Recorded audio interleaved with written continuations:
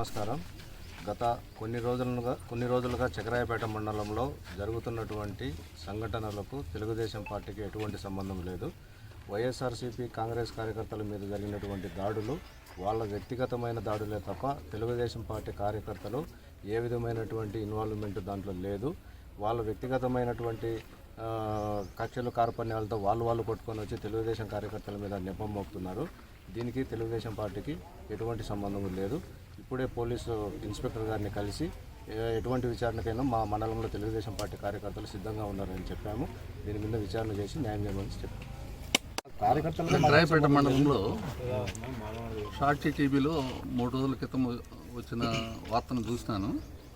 ఆ వార్త 420 గాళ్ళైన శ్రీనివాసులు, బాలకృష్ణ, వైఎస్ కొండారెడ్డి లాంటి వాళ్ళు 420 వ్యవహార శైలిలో ఆక్రమణలకు పాల్పడినారు.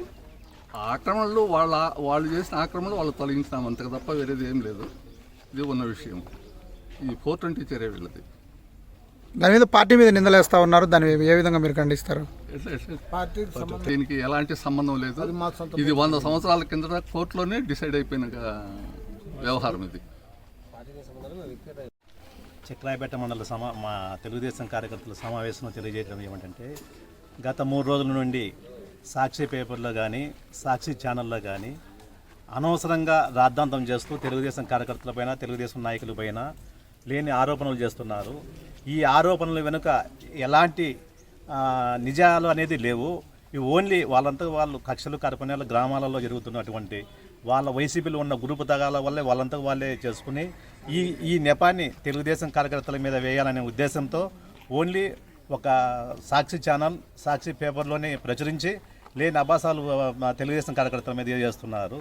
తెలుగుదేశం కార్యకర్తలు ప్రతిపక్షంలో ఉన్నా అధికార పక్షంలో ఉన్నా కానీ నీతి నియమాలకు కట్టుబడి ఉంటారు.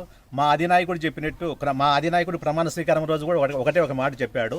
మేము కక్ష సాధింపు కానీ, మా పార్టీ కానీ, మా కార్యకర్తలు కానీ ఏ విధంగా కానీ కక్ష సాధింపులు ఉండవని కానీ చెప్పారు.